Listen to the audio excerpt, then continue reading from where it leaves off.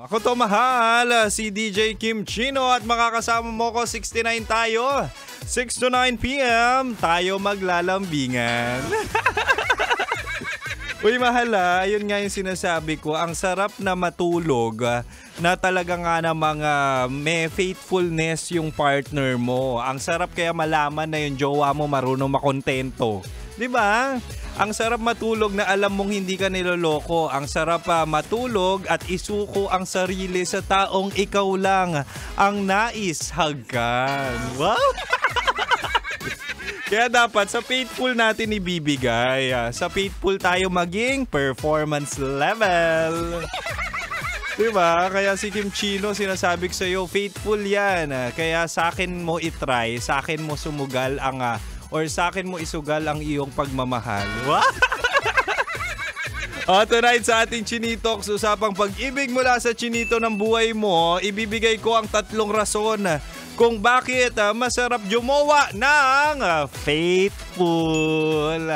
Ito na mahal, una dapat sa faithful kasi hindi ka mauuhaw sa validation.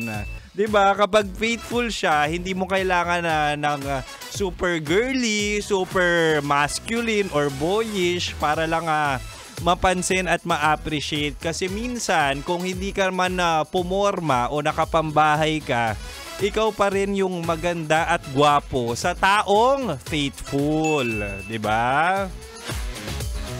Kasi yan yung default ikaw yung choice nila, ikaw yung pinili. Kumbaga walang pressure, walang pagod, hindi toxic yung vibe kasi alam mong hindi mo ginagawa yung efforts mo, yung pagpapaganda, pagpapapogi para manghingi ng validation sa taong karapat dapat, 'di ba? Ako personally based on my experience mahal, dati kapag yung ex ko hindi naliligo at bagong gising, 'di ba kapag bagong gising alam mo na yung amoy.